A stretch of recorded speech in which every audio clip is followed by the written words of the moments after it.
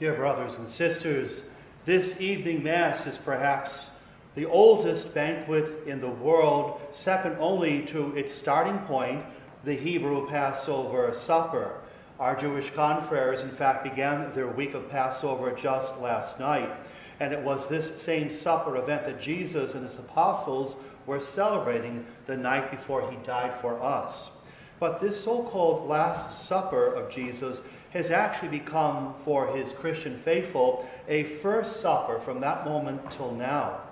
The old Passover that began with Moses was a memorial that God required every year throughout time.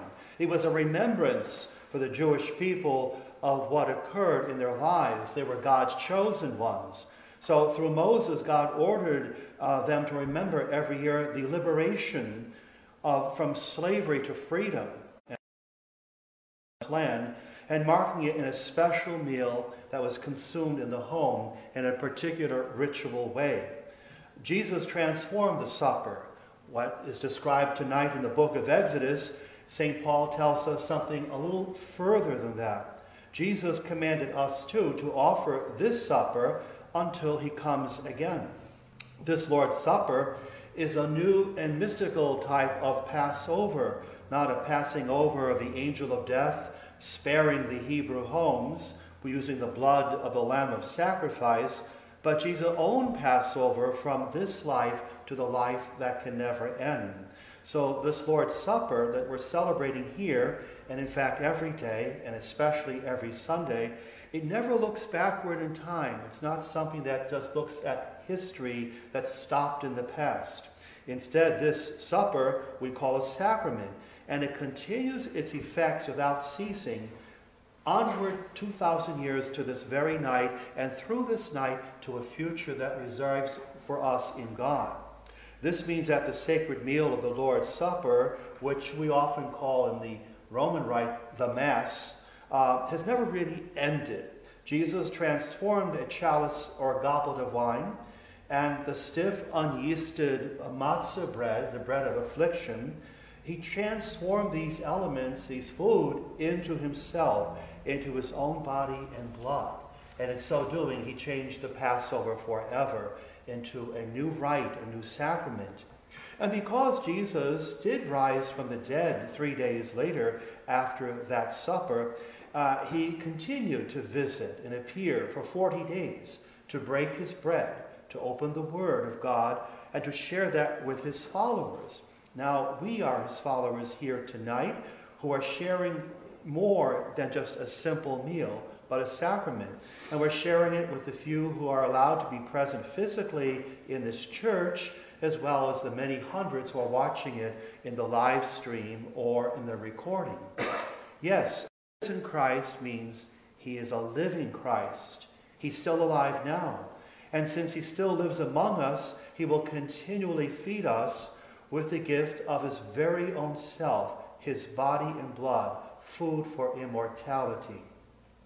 What would happen the next day on Good Friday on Mount Calvary outside the city walls at 3 o'clock in the afternoon, which we will also mark here tomorrow, is certainly a death. It's an execution, but it's more than just the execution of another so-called criminal. It's the death of an innocent man, a death this innocent man voluntarily accepted to be a life-causing death, in which death is turned upside down, and instead of being an end to life, death provokes and causes a life that cannot end in Jesus. And that's why Jesus insists on finding the matter to give himself to us continuously. Jesus gives himself to us. He gives himself away for the sake of others, for the whole human race. He sacrifices himself for all people, for people who don't even deserve that kind of mercy and forgiveness.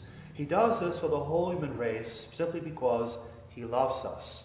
He loves us more than he loves his own life.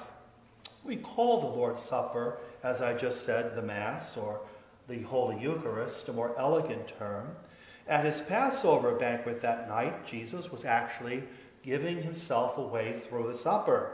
Whether he does this then at a banquet table in the upper room in Jerusalem on Thursday night, or later on a wooden cross at 3 o'clock on a Friday, the same event is happening in two different places at two seemingly different times.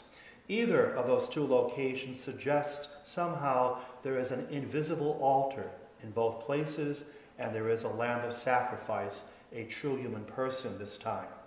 So, whether we are deprived of coming into the church this night because of the COVID epidemic, and who must view this liturgy from a greater distance, we have to realize all of us still are present here. And Jesus is present here among us and present wherever we are in his name. Now, when this pandemic is lifted, please God, the sooner the better, and it is safe for us to assemble and gather in public again, we can remember this night and these last few Sundays of how hungry we have been to receive the Lord's body and blood. We are hungry to have him so close and near to us and ourselves so close to him. So, on this good night of the Lord's Supper, we're not looking backwards to a meal that ended in the past and is just thought of again. We realize that Jesus is present within us, moving us closer through this sacrament to the day when sacraments are no longer needed. As St. Paul said a few moments ago, when we eat this bread and drink this cup, we are proclaiming the Lord's death, the Lord giving himself away until the day he comes again, when sacraments are no longer needed. We will have Christ possessing us completely. So we are all on a pilgrim journey to that future encounter with Christ. We, who share in the Lord's gift of his life within us in the Eucharist, must also imitate him exactly the way he taught us. No greater love exists than to lay down our life for our friends. So we imitate him in the way we learn to be self-giving to others.